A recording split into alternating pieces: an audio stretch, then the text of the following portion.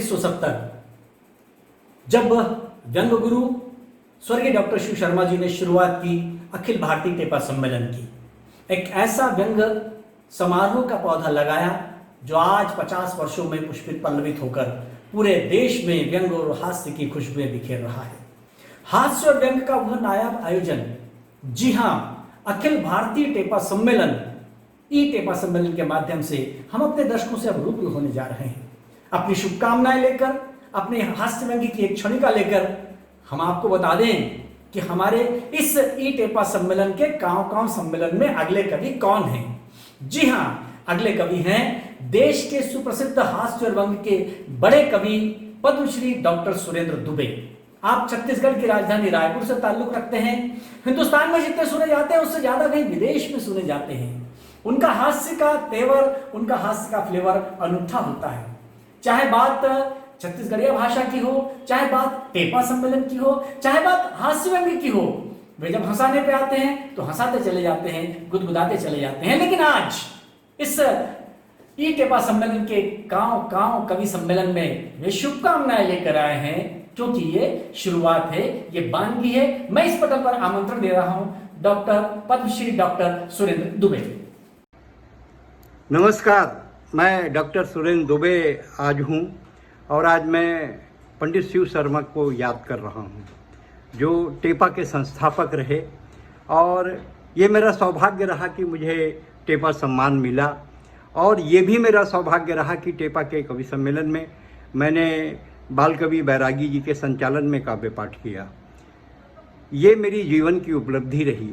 बाल कवि बैरागी जी जो हमारे मनीषी कवि हैं हिंदुस्तान के और हमारे मार्गदर्शक रहे हैं, हमने उनसे सीखा है। ऐसे तपस्वी साधक के साथ मुझे टेपा में आना का मौका मिला। टेपा के आयोजन महत्वपूर्ण रहते हैं। हास्य व्यंग को हिंदुस्तान में स्थापित करने के लिए जो 2-3 संस्थाओं ने महत्वपूर्ण काम किया है, उसमें टेपा अग्रणी है, चकल्लस है, ठहाका है, गाजियाबाद, अट्ठास है। तो ऐसे जो लगातार एक परंपरा बन गए हैं, उसमें आना पड़ा। और महाकाल की धरती में पंडित शिव शर्मा के अवदान को मैं आज रेखांकित करना चाहता हूं।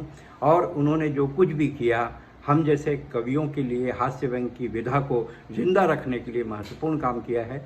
मैं उनको नमन करता हूं, आज याद करता हूं, स्मरण करता हूं और महाकाल से प्रार्थना करता हूं कि ऐसे तपस्वी मनीषी कवि उज्जैन की धरती में, उज्जैनी की धरती में हमेशा आए, मिलें और हमें आशीर्वाद देते रहें। आज मैं पुनः पंडित शिव शर्मा जी को स्मरण करता हूं और अपने छोटे भाई दिनेश दिग्गज को भी याद करता हूं।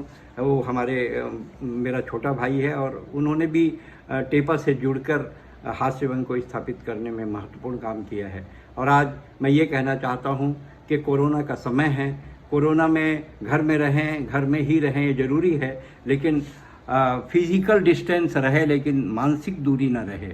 हम एक दूसरे के दिल में, मन में जुड़े रहें, क्योंकि हंसना मनुष्य का गुण है। और आज के माहौल में जब दिल रोता है, दिमाग रोता है, आत्मा रोती है, मन रोता है, तो हंसना बहुत कठिन होता है। एक तो हंसी आती नहीं है, और आती है तो मुस्कुराहट में बदल जाती है, कह और ठहाकों तक नहीं पहुंच पाती है। माना आपका बौद्धिकता से ठेका है, लेकिन आपने कभी किसी बैल को हंसते हुए देखा है?